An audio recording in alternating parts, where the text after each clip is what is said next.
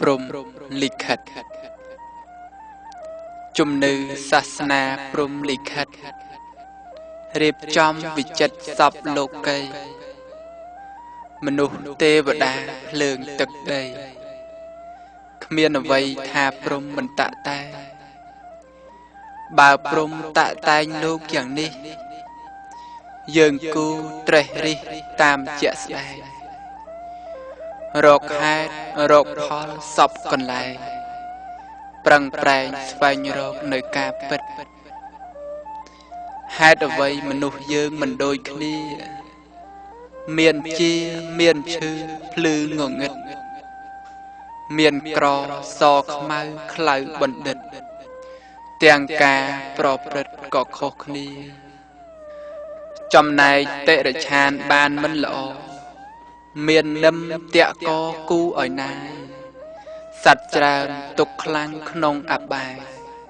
ប្រែតអសុរកាយនិងអវិជ័យក្រៅពីមនុស្សសត្វក៏ឃើញច្បាស់ខ្យល់ព្យុះខ្លាំងណាស់ក៏ក្រើកដីភ្នំភ្លើងទឹកជន់ឥតប្រណីរាំងភ្លៀងងាប់ត្រីស្អីតាក់តែព្រះពុទ្ធត្រាស់ដឹងពីធម្មជាតិរូបធាតុនាមធាតុទ្រង់សម្ដែងសត្វលោកនៅលើកម្មចាត់ចែងឥឡូវសូមថ្លែងពីម៉ែឪ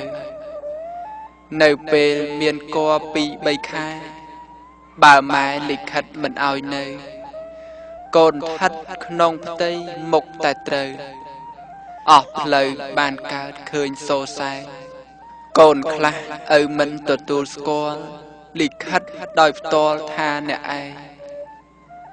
មិនមែនកូនអញយ៉ាងជាក់ស្ដែងកូនត្រូវចំបែកមួយជីវិតកូនខ្លះកើតមកម៉ែបោះចោលស្លាប់រស់តែតោម៉ែមិនគិតកូនខ្លះត្រូវឪចាប់ជំរិតរំលោភប្រព្រឹត្តអនាចារកូនខ្លះកើតចំឪប្រមឹកវាយម៉ែពេលផឹកស្រវឹងស្រាទាំងកូនក្នុងផ្ទៃដួលផ្កាប់ផ្ងា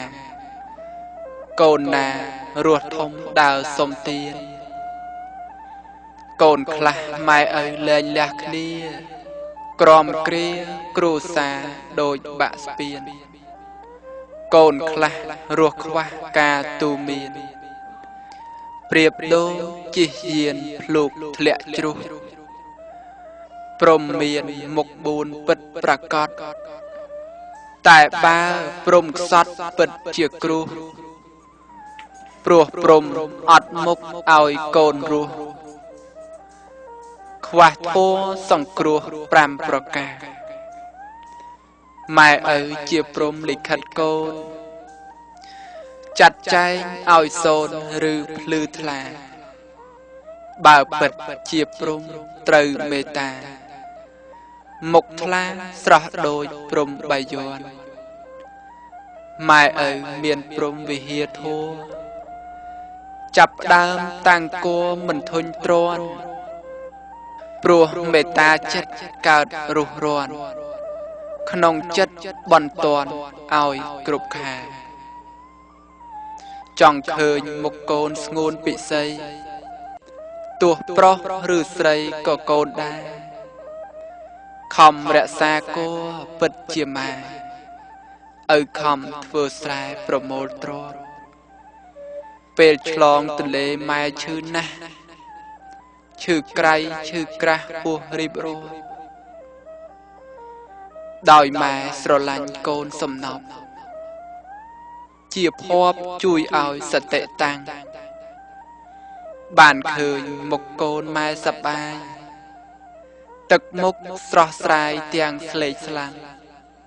ព្រោះអំបាញ់មិញម៉ែឈឺខ្លាំងរួចហើយម៉ែតាំងបំបៅដោះម៉ែស្រឡាញ់កូនម៉ែថ្នាក់ថ្នម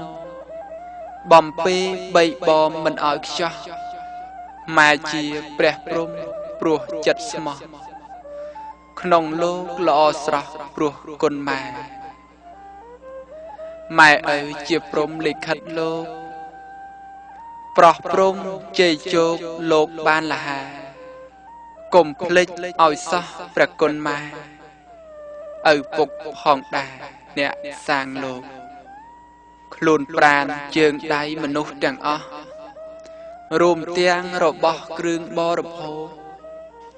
អាស្រ័យព្រះគុណអ្នកសាងលោកកូនស្វាង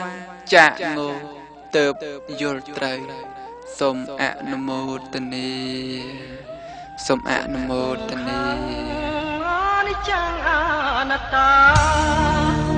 រងក្នុងតណ្ហាវត្តសង្សារមហាធំធេង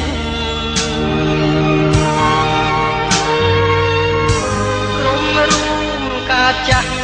ឈឺស្លាប់មិនលែ